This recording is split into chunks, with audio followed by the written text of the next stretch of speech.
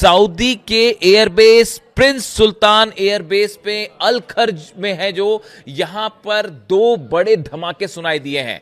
देखिए, प्रिंस सुल्तान एयरबेस ये वो जगह है जहां पर अमेरिका के फाइटर जेट्स हैं। अमेरिका के F-35, F-16, F-18 fighter jets यहां पर तैनात हैं।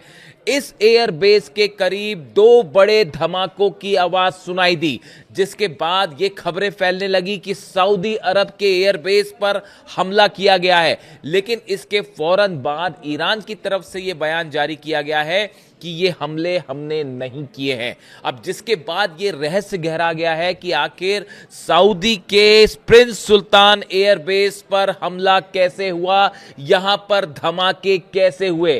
क्या ये कोई फॉल्स फ्लैग ऑपरेशन था, यानी कि ईरान के ऊपर आरोप लगाने के लिए और सऊदी और ईरान के बीच तनाव पैदा करने के लिए ये हमले किए गए? एक जो थ्योरी कह रही है।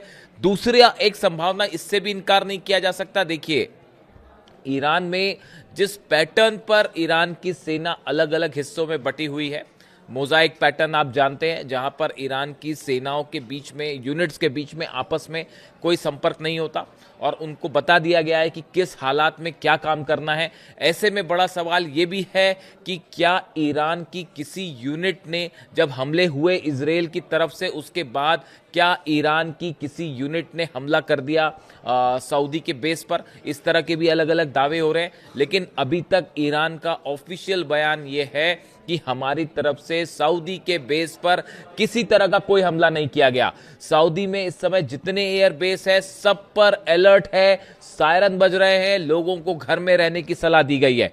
देखिए, प्रिंस सुल्तान एयरबेस वो जगह है अल खर्ज इलाके में जहां पर पहले भी लगातार ईरान की तरफ से जो है बैलिस्टिक मिसाइल्स फायर की गई और यहां पे अमेरिकी जेट्स को बड़ा नुकसान हुआ था। और जिस तरह से आज इजराइल ने हमला किया, उसके बाद पूरा सऊदी अलर्ट पर है, बहरीन अलर्ट पर है, यूएई अलर्ट पर है, जॉर्डन में जो है वो लगातार सायरन बज रहे हैं। सबने अपने एयर स्पेस बंद कर दिए। इस समय जो खबरें आ रही है, सीरिया ने अपना जो है एयर स्पेस बंद कर रखा है, जॉर्डन में एयर स्पेस बंद है, ईरान में तो एयर स्पेस बंद है ही।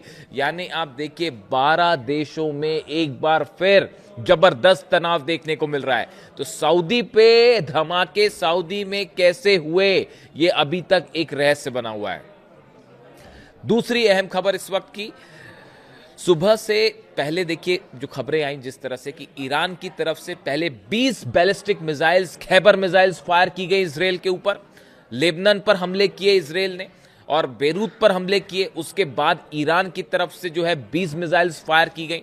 फिर इजराइल की तरफ से जो है वो हमला किया गया और बताया गया कि करीब 15 ठिकाने ऐसे हैं जिस पर हमले किए गए। और ये 15 ठिकानों में जिसमें हमले हुए, इसमें बड़े गौर करने वाली बात यह है कि ईरान की तरफ से, आईआरजीसी की तरफ से बात कही गई है कि इजराइल के किसी भी फाइटर जेट ने ईरान के एयर स्पेस में एंटर नहीं किया। ये एक नया डेवलपमेंट है। यानी F-16 या F-35 से जो मिसाइल्स फायर की गई, वो ईरान के एयर स्पेस के बाहर से ही फायर की गई। देखिए, ये कैपेबिलिटी है, काफी दूर तक फायर हो सकती है मिसाइल्स। लेकिन इसके अलावा एक बड़ा सवाल ये उठ रहा है कि क्या इन हमलों में अमेरिका की भी भूमिका है? क्या अमेरिका के वॉरशिप से टॉमहॉक या दूसरी मिसाइल्स फायर की गई हैं ईरान के इन 15 ठिकानों पर? देखिए, सुबह सुबह जिस तरह से खबर चली कि डोनाल्ड ट्रंप ने कहा कि मैं अपील करता हूं नेतन्याहू से कि वो हमला ना करें, ईरान ने जो हमला किया उसका जवाब ना दें, इस तरह की बात कही गई। और फिर ये भी बात सामने आई कि भाई नेतन्याहू और ट्रंप जो हैं वो एक मत नहीं है, नेतन्याहू ट्रंप की बात नहीं मान रहे हैं, इस तरह की तमाम खबरें चली।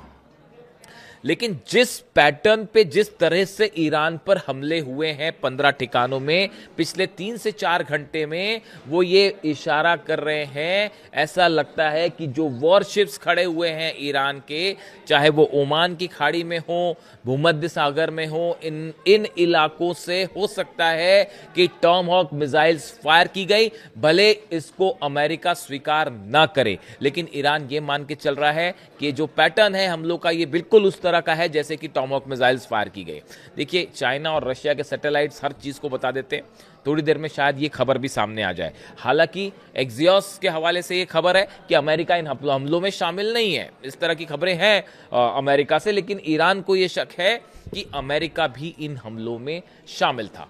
ये हमले हो जाते हैं। इसके बाद देखिए, जो सबसे गौर करने वाली बात यह है, ईरान ने अपनी दूसरी वेव भी फायर कर दी है हमलों की, यानी इस वक्त जो है वो ईरान की तरफ से फिर से बड़ी मिसाइलों की लहर जो है वो इजराइल की तरफ छोड़ दी गई है, फायर कर दी गई है, जिसमें बड़ी संख्या में खैबर मिसाइल मानी जा रही हैं। अब देखिए, इजराइल में नुकसान की खबरें।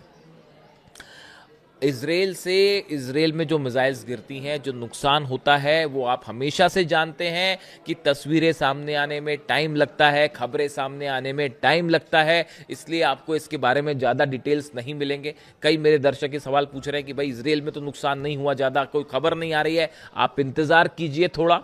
मैंने पहले भी इस तरह के दावे किए थे और वो सब के सब सच साबित हुए। और अब जो इंटरनल खबरें हैं इजराइल से, जो अभी अपेरेंटली सामने नहीं है, उनके मुताबिक नेवातिम एयरबेस इजराइल का, उसके ऊपर मिसाइल गिरी है। नेवातिम एयरबेस इसलिए इंपॉर्टेंट है, ये इजराइल के बीर शेबा के पास नेगेव रेगिस्तान में है और यहां पर तमाम अमेरिका के फाइटर जेट्स भी मौजूद होते हैं, F-35 F-16 सब यहां मौजूद होते हैं। तो नेवातिम एयरबेस जो है, इसके ऊपर हमला हुआ है। तेलनॉफ एयरबेस है, ये भी इजराइल का बेहद अहम एयरबेस है, ये रोहवोत इलाके में, शहर में है, मध्य इजराइल में। और बताया जा रहा है कि यहाँ पे सबसे पुराने एयरबेस में से एक है और यहाँ पे लड़ाकू विमान है, हेलीकॉप्टर्स हैं, रडार सिस्टम यहाँ पर लगे हुए हैं तमाम। तो तेलनॉफ एयरबेस के ऊपर भी खैबर मिसाइल गिरी है, दूसरा बड़ा ठिकाना जिसपे इजराइल पर हमले की खबर है। रमत डेविड एयरबेस जो है, उस पर मैं आपको बता चुका हूं पिछले वीडियो में कि जो बीती रात ईरान ने जो मिसाइल फायर की थी, वो सबसे पहले रमत डेविड बेस को निशाना बनाया गया था, क्योंकि यहीं से लेबनान पर हमले हो रहे थे, यहीं से बेरूत पर हमले हो रहे थे, इसीलिए इसको निशाना बनाया गया। लेकिन ये पहली लहर थी, उसके बाद जो दूसरी लहर है उसमें नेवतिम एयरबेस को निशाना बनाया गया। इसके अलावा जो है मैंने आपको बताया तेलनॉफ एयरबेस को निशाना बनाया गया। इसके साथ ही जेरूसलम पर बड़े हमले की खबरें आ रही हैं, जेरूसलम के ऊपर मिसाइल्स जो हैं वो लगातार बरस रही हैं। हाइफा में भी मिसाइल्स गिरी हैं, ये नए डेवलपमेंट है। यानी आप देखिए, नेवातिम एयरबेस जल रहा है, तेलनॉफ एयरबेस पर जो है हमला है, रमत डेविड एयरबेस, 3 तो एयरबेस पर हमले हो गए, जेरूसलम पर हमला है, हाइफा में हमले हैं। कई ये वो ठिकाने हैं जहां पर इजराइल का आयरन डोम या डिफेंस सिस्टम एक बार फिर पूरी तरह से फेल दिखाई दिया। न सिर्फ ईरान ने अपनी खैबर मिसाइल से हमले किए हैं, बल्कि शाहिद ड्रोन्स ने भी जो है वो यहां पर काफी अच्छा खासा नुकसान पहुंचाया है, इस तरह की खबरें हैं। इसको तस्वीरें सामने आने में थोड़ा सा वक्त लगेगा, आप इंतजार कीजिए। देखिए, इसके अलावा जो है दूसरी अहम खबर यह है, ईरान पर जो हमले हुए उसमें तबरीज में, इस्फहान में, तेहरान में, कई जगह पे धमाकों की खबरें, 15 ठिकानों में जो है ये हमले हुए हैं। लेकिन इसमें गौर करने वाली बात यह है कि इन सभी हमलों के बाद ये माना जा रहा था कि ईरान जो है वो कई अरब देशों पर हमला कर सकता है, इस तरह का अंदेशा था और सब पे अलर्ट भी है, सब अरब देशों में।